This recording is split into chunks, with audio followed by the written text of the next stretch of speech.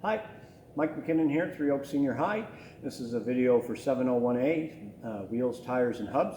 So today we're going to be doing an old style hub that will be on trucks, and mostly trucks, older cars, but however it's still a skill set that's valuable today. Just the knowledge of grease and bearings, and as well if you have a utility trailer, a lot of utility trailers still use this tapered roller bearing setup. So we'll start off taking off the brake caliper to get access to our brake rotor here. So this has been used many times by my students, so the threads are stripped on this one. So normally they'd unscrew this with a hex key or a Torx key, whatever it took, pull out the two pins and just slide off the caliper. If it was on a vehicle, the hose would be attached, and you would want to make sure that you didn't hang the weight of that caliper on it. So you would take a bungee cord, I like to use bicycle tubes, and tie it up around maybe the coil spring just to suspend it so it's not hanging off that hose. But for now, for this mock-up, we can just set it to the side. To start out here, we have a dust cap that covers our access to the wheel bearings. This is a set of pliers that you can use to do this. I don't know how well we'll grab here. And it just comes in under the grip, under the lip, and you just pull back and forth. That should be able to be reused many, many times. As you can see, it's been dented by a hammer and put on probably incorrectly many times. However, okay, now you can pause it there now, yeah. Okay, so pair of side cutters. Cotter key here is a little small to hold this castellated nut. So now there's different setups here, and so many hubs will have just a sleeve that goes over top and it rotates till the line lines up. So that's an adjustment nut there. So it's got to hold its adjustment so it doesn't come apart. So the cotter key is the key factor in holding that. So just a pair of side cutters. Use it as a lever. Pull out your cotter key. And now we have access to take off that nut. The cotter key is out. So there's a hole drilled right through this stub shaft here. Okay, so it shouldn't be overly tight neither. So if you were taking it apart and it took a lot of torque to take that apart, somebody's over tightened. So if you actually have a hum noise, or you got noise from your wheel bearings, or you're just doing a service, fine. But you want to take note when you're taking things apart, what kind of shape it is and what kind of torque. And that's why it's important to know those things as we go here. Now once that nut's off, you just shake your rotor a bit, and that front washer, and has a little key on it here to line up with a key or a slot, a machine slot here to line up properly so it doesn't twist. Set your bearings aside. So that's our front bearing, tapered roller bearing. It's smaller than the inside one, and the inside one takes more of the load. So as we come over here, the other bearing is still in our hub here, and this is a dust seal. Now this dust seal has been taken apart many, many times, so it'll come out fairly easy, but I'm going to show a trick. You pop out that bearing and you pop out this dust seal. There is a tool to use, but most people just thread this nut back on here, just a few threads, okay? And you slide the bearing or the hub assembly back on, the rotor, and just let the rotor drop and pull right quick, and that'll pull your dust seal and your bearing out. So now you have access. So what we would be doing now in a diagnostic engine, we would be checking the bearings for any blue, coloring, discoloring, any lines, okay, any taps on it like Brunelling. So tapered roller bearing, so that's what we're looking for. If we have noises, if we're looking for dirt, we're looking for maybe water intrusion that causes corrosion. So most times you're not taking something apart for no reason. So you're either servicing them, relubing them. So if you're just relubing them, you don't have to do the next step that I'm doing. However, if you had to put new bearings in, the bearings come, there's kind of three parts to this bearing. This is an anti-friction bearing. So what an anti-friction bearing means is there's rollers in here, and there's an inner race, and then there's an outer race that stays into the hub or the other moving part. So the inside race stays here and doesn't turn, the rollers turn, and as well the outer race turns. Okay, so we're gonna say that we had a bad bearings, or we have bad bearings. So with new bearings, you get a whole, it comes as a complete outer race, rollers, and inner race. So we're gonna pop these out. So I got a soft, you're supposed to use a brass punch, but this is an old inner tie rod. They're very soft and basically free. Once you get a few worn out inner tie rods, you've got some punches. So I'm going to do the smaller one up front first, and I may need a block of wood here, or a couple blocks. And you just tap it kind of side to side on a circle, kind of funny. It's just like 180 degrees from each other. And this one comes out fairly easy because it is one that's attached. So it only took me 2 or 3 taps, but some of them are going to take a long time tapping. So here's just a quick view. That's the smaller bearing on the outside.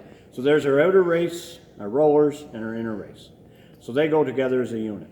So this one would stay stationary, the one on my fingers, and this would spin around. And you see the cage with the rollers spin. So there's less and less friction. So in an engine, a 4-stroke engine, has what they call friction bearings, and it relies primarily on the oil as acting as bearing. So I'm going to knock out the larger race of the larger bearing.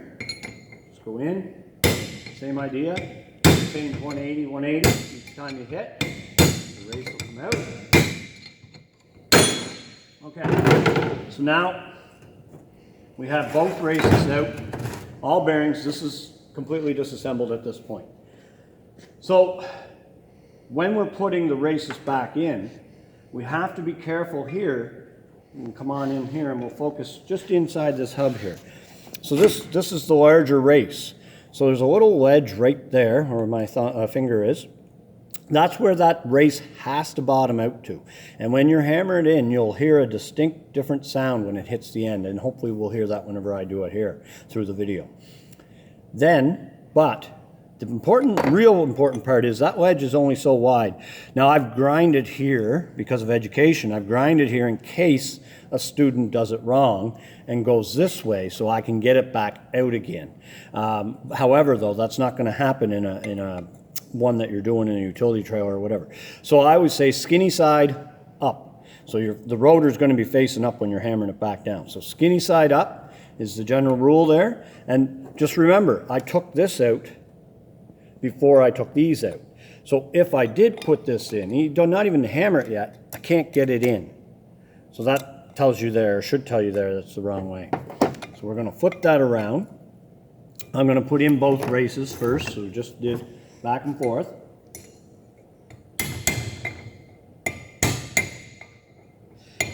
And you just work around. You don't want to put too much of one area in.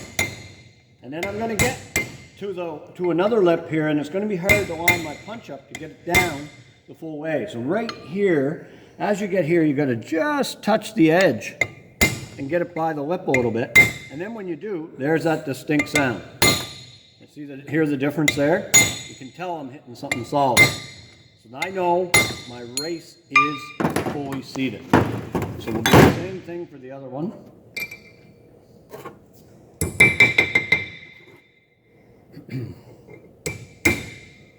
This one's going relatively quick.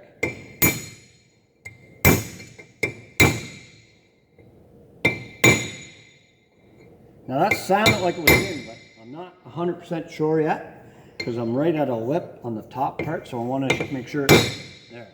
I want to make sure that my punch is hitting just the race and not the rotor.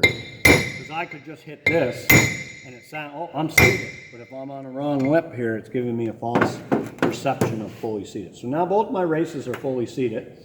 These aren't cleaned up and whatever, but normally we would clean these up in Versol. If we're relubing or putting in new, they're not going to come pre-packed. So this is getting pretty low here. I'm just going to give a quick demo on how we would grease a bearing. Now you can get manual bleeders or automatic, not bleeders, compression tools that'll press the grease in. But you just want to put a thin film on your hand and you want to cut the back edge. Some students have started using this edge, which is fine. It's been working for them. But I'll usually use the back edge where I can get the grease in. And you want to just keep pushing it in. And like I said, the thinner the film, the less mess you'll get around the wheel bearing. And I'm just going to push in enough that I start to get some bumps on the other side. You want to fill those rollers with grease in behind. Then you'll put a little bit of grease on the races. And the bearings will be on the riding surface, not on the surface that not the surface that we just put the races in. Okay, So I'll see if I can get the bumps up nice and high here and show you what it looks like. Taking a little while longer than I thought it would for this mock-up, because there is already a little bit of grease in there coming here now. You can pause it there.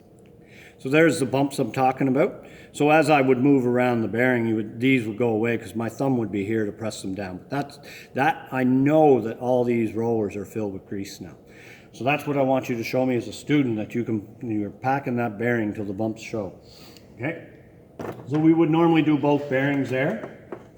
So just for demo here, I'm just showing how we would, and I don't have a rag with me right now, that's a bad one.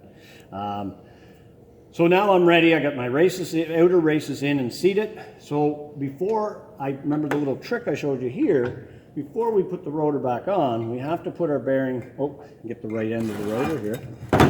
We have to put our inside bearing back in, the larger one, and we got to put our dust seal. Now this dust seal is totally brutalized. You would have one, it would have a rubber ring here, and it prevents dust and water from getting in behind. You can see the corrosion here. There's lots of dust and water that would be there, dirt and salt. So that's in, okay, and would protect those bearings. Now these bearings were in good shape. It's just the years of this being a mock-up that we've lost that. So now I'm ready to put this back on. You can clean up that spindle. Okay, I got the proper name this time for that component. And you just kind of work that back in. Now see, it's flopping, but that's because our other bearing ain't in. Hold the bearing in, or the rotor level. Toss, there we go. I can spin that nice and free there now if I can put enough pressure on it. So we got our little bearing in there the proper way. Our washer goes in with the key. And then this is the part that most students don't do correctly towards the end of the year. So basically you just put new bearings, you put new races. Even if you didn't, you can still use this general procedure to get the bearings set right. Okay, so we want it so that it coasts easy and we're not going to burn the bearings out premature. So I'm just using a pair of multi-rib pliers here. The other thing that I encourage you to do as a student is kind of say the names of the tools as you're using them. So I'm going to over-tighten, too tight.